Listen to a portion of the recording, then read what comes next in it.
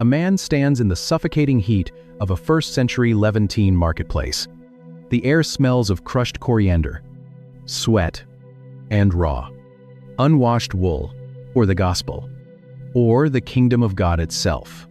And the logic seems noble on the surface.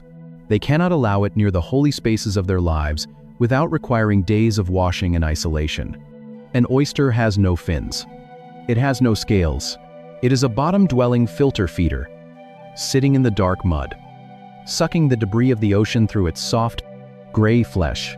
And that means the pearl is born in a cemetery of ritual impurity.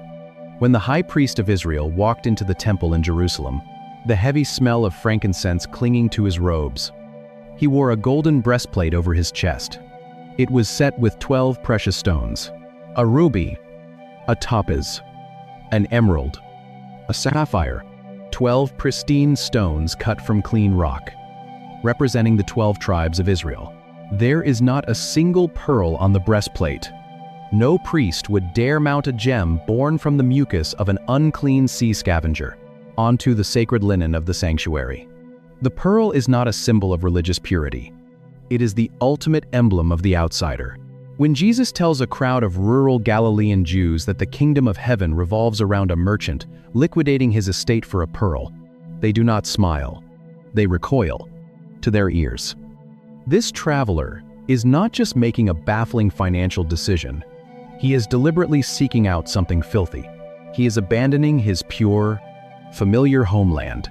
He is walking into the pagan world, digging through the mud, prying open the jagged shell of a prohibited creature.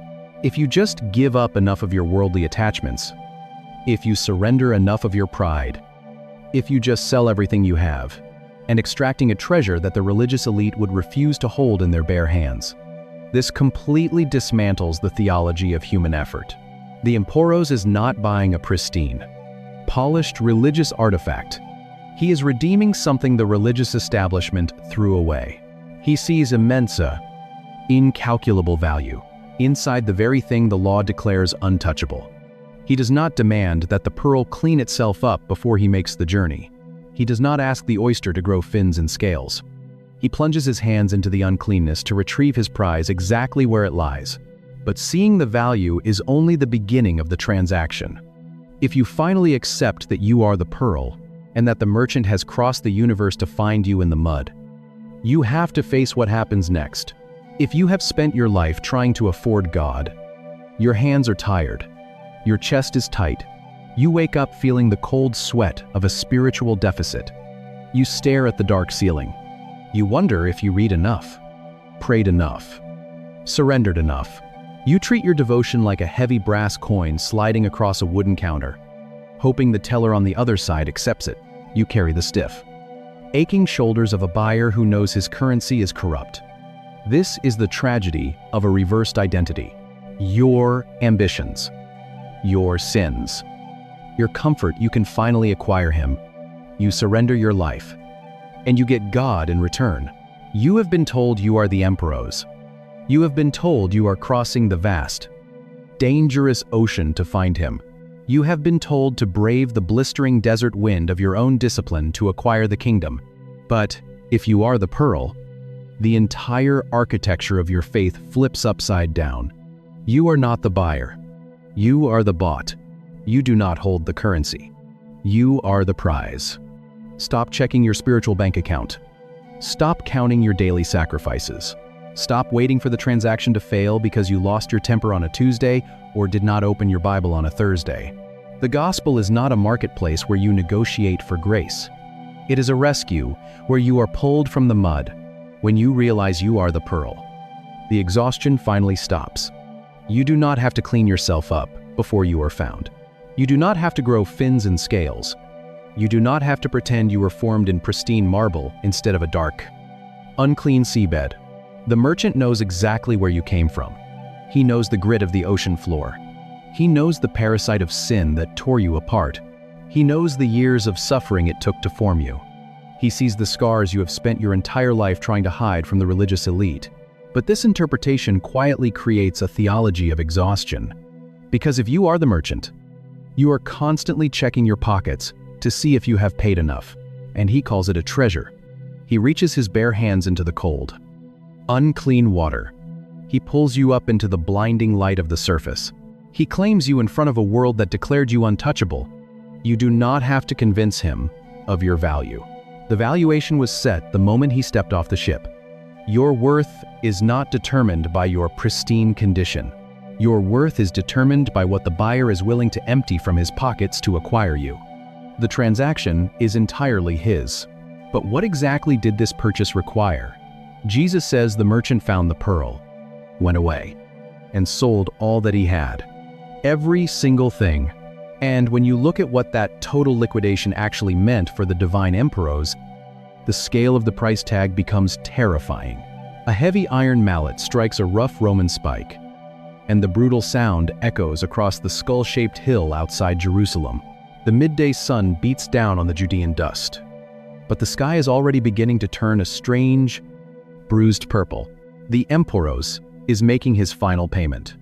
He hangs naked on the splintered wood, his back flayed by Roman leather, his lungs screaming for oxygen as his legs push against the iron nail. The air smells of sweat, cheap sour wine, and the copper tang of blood. You are always wondering if there is one more thing you need to sell before you are truly worthy of holding the prize. He has no coins in his pockets. He has no pockets at all. They stripped him of his only seamless garment, rolling dice for it, in the dirt beneath his bleeding feet. This is what it looks like when God sells all that he has.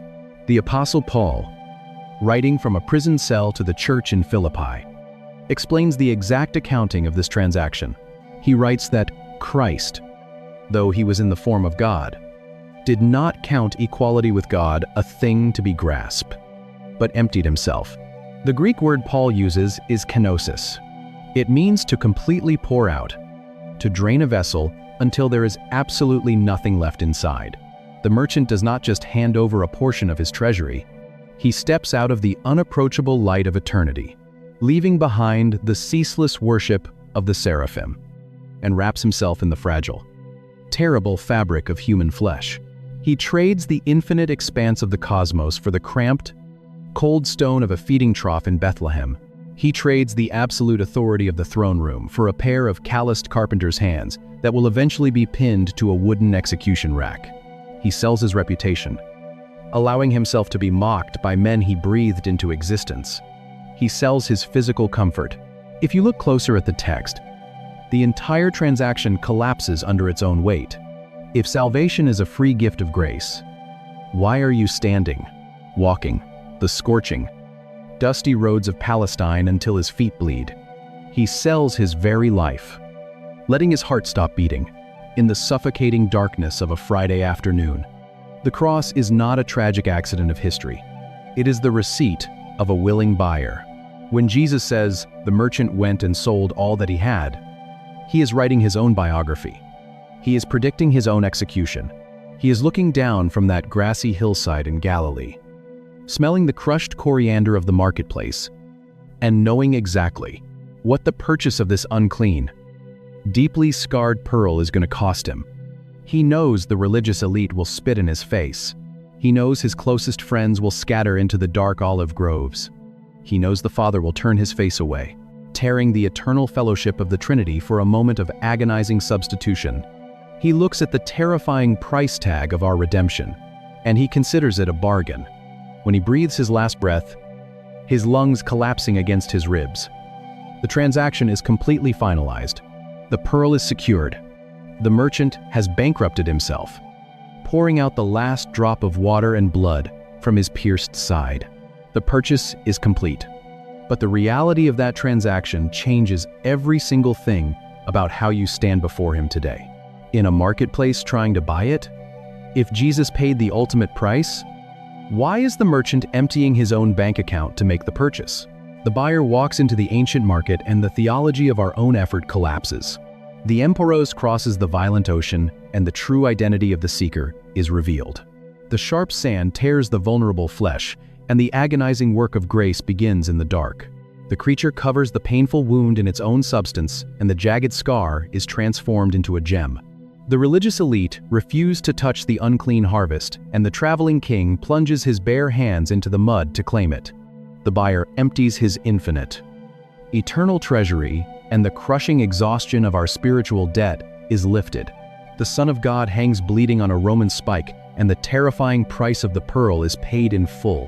One transaction, one perfectly finished purchase. But maybe the part that stays with me most is the nacre, the iridescent fluid bleeding over the sharp, tearing edges of the invader. Not a God who violently expels the thing that causes him pain. Not a God who demands the parasite clean itself up before it is allowed to stay. A God who takes the jagged edge of our rebellion. The traditional reading turns the gospel into a transaction you can never actually afford. This parable is not a demand for your total sacrifice, holds it inside his own suffering, and covers it, layer by layer, year after agonizing year, until the wound itself becomes the treasure.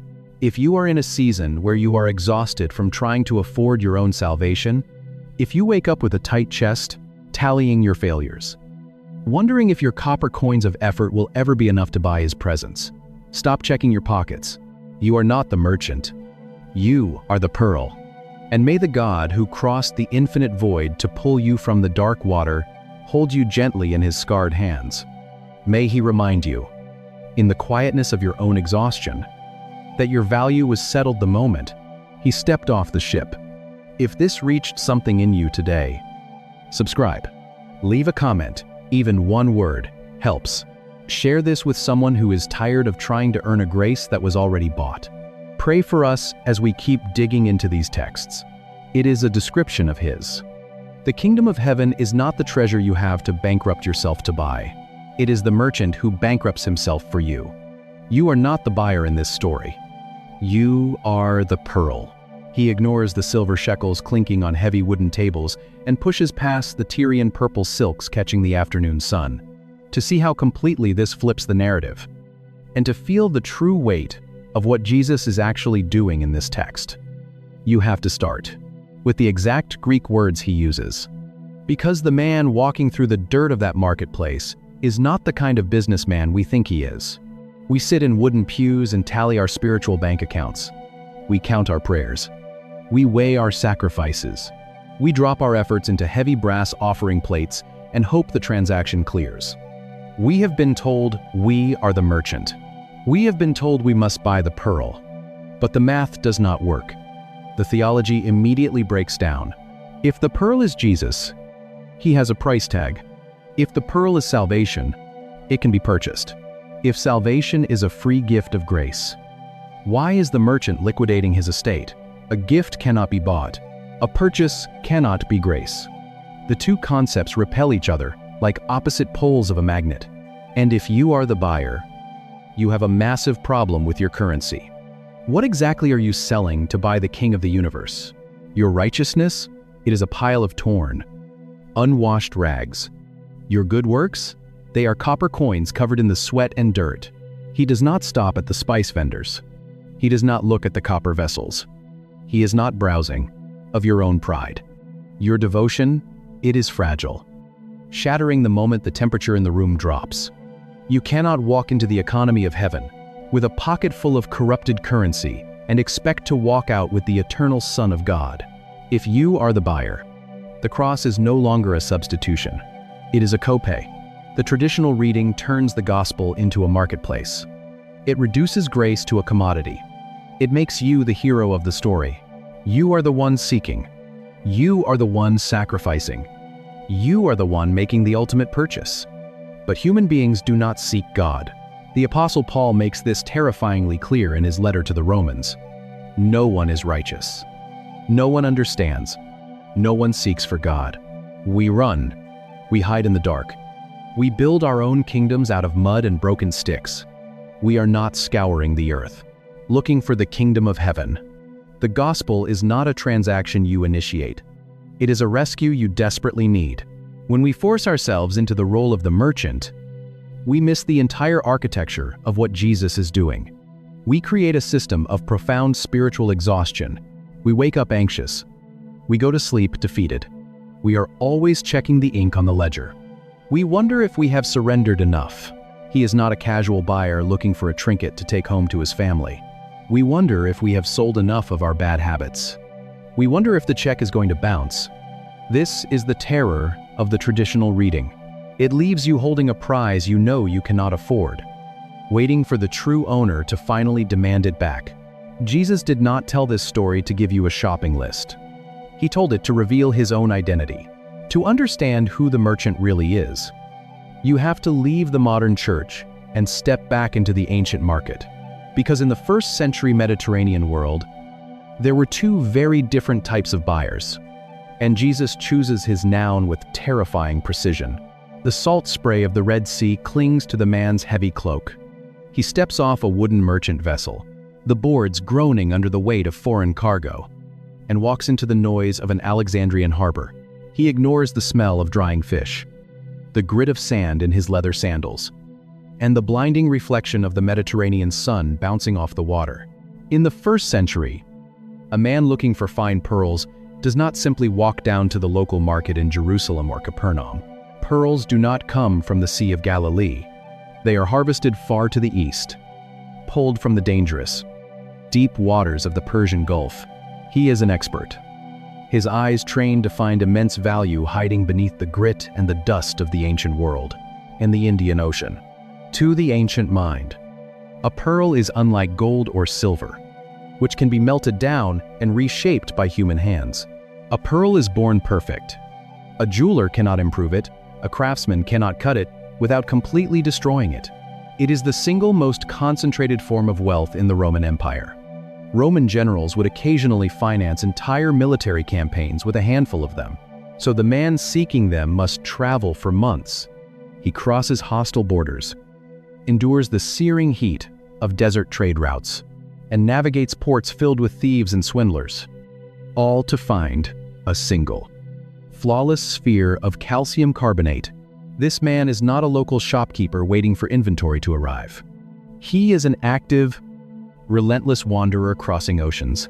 His eyes scan the rough, scarred hands of divers on distant docks. He negotiates in the shadows of noisy bazaars, brushing past woven baskets of frankincense and mounds of raw silk. Ignoring every other treasure the world has to offer, Jesus is telling this story to a crowd of peasants and fishermen sitting on a grassy hillside in Galilee. When he mentions a merchant seeking fine pearls, his audience immediately pictures a foreigner. They picture a vastly wealthy, determined traveler. We have heard this story 100 times. In Matthew chapter 13, Jesus tells a two-sentence story that has been preached in almost every building with a steeple, covered in the dust of a dozen different empires, who has left his home and crossed an unfathomable distance to find something he considers precious. He is a man who enters a hostile world to make a singular purchase. But Jesus does not just call him a buyer. He uses a highly specific Greek word to describe exactly what kind of traveler this is, a word that permanently changes the entire nature of the transaction. Matthew chapter 13, verse 45. Jesus tells the crowd about a merchant. But the ancient Greek language has two entirely different words for someone who sells goods. The first word is kapelos. A kapelos is a local retailer. He operates a small storefront. He sits on a wooden stool in his own village. He waits for customers to walk through his door. He sells cheap wine. He trades in common bread. Jesus does not use that word. The word Jesus uses for merchant is the Greek emporos. This is a completely different kind of buyer. The noun comes from the root poros, meaning a journey, a passage, or a voyage. An emporos is a traveling merchant on a massive scale. He does not sit in a local shop. He crosses oceans. He travels across hostile borders.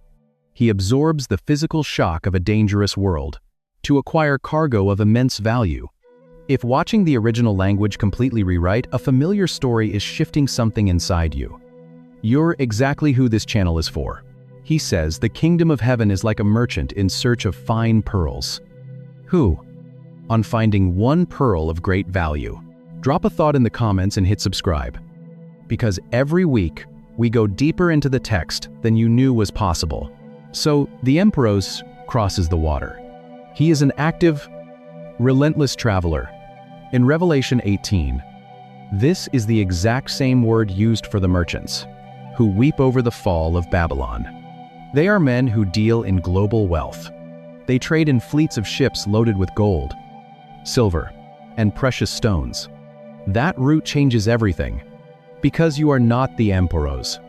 You have never possessed infinite wealth. You have never crossed a cosmic divide.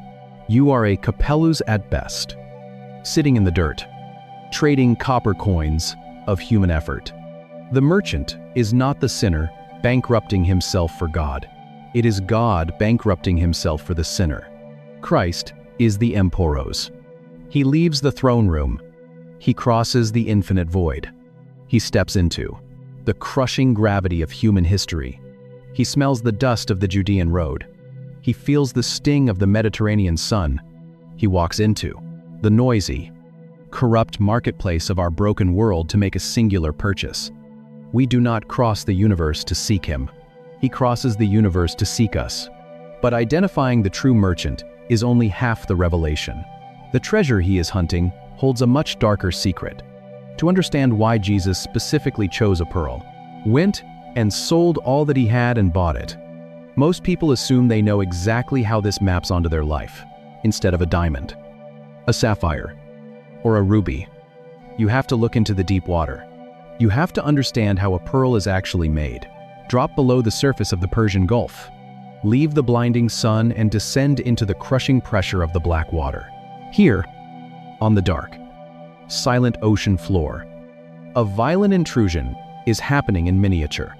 A jagged grain of sand, a parasite, or a sharp piece of shell debris slips past the protective exterior of an oyster. It lodges deep inside the soft, vulnerable flesh. The living tissue tears. The creature begins to suffer. Every other precious gem in the ancient world is formed in dead earth. Gold is hammered out of lifeless rock. Emeralds are scraped from the cold dirt. Sapphires are chiseled out of the dark. Diamonds are crushed into existence under the dead weight of tectonic plates. But a pearl requires a living host. The pearl is not a geological accident. It is a biological response to trauma. When the soft tissue is pierced, the creature does not expel the invader. It cannot. Instead, it absorbs the pain and begins to secrete a smooth, iridescent fluid called nacre. It bleeds this crystalline substance over the sharp, tearing edges of the invader, layer upon layer, month after month, year after agonizing year. It coats the source of its suffering in its own substance, wrapping the jagged intrusion in beauty until the wound itself becomes a treasure. When the Emporos finally pulls the gem from the water, the salt dripping from his calloused fingers, most people assume they are the merchant. They are taught that the pearl is Jesus. They are taught that the pearl is salvation. He is not just looking at a shiny commodity. He is looking at the physical evidence of a wound. He is looking at an agonizing tearing of flesh that has been covered, transformed, and made radiant. The pearl is not a stone. It is a scar. We are the jagged grain of sand. We are the rebellion, the parasite, the sharp edge of sin that lodged itself into the heart of the divine. And the cross is the nacre. He did not expel us. He absorbed the agonizing wound of our rebellion and covered it in his own righteous substance. This is what the traveling merchant crossed the ocean to find. He crossed the universe to pull a masterpiece out of the dark water, a treasure forged entirely through the suffering of the one who made it. It is a stunning, breathtaking image of grace.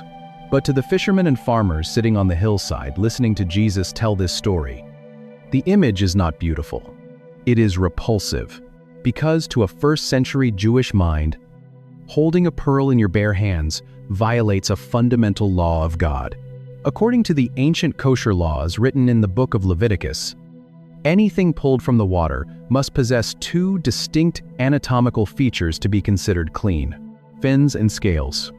If a creature lacks either, it is pronounced tameh, ritually unclean. It is detestable. An Orthodox Jew cannot eat it. They cannot touch its carcass.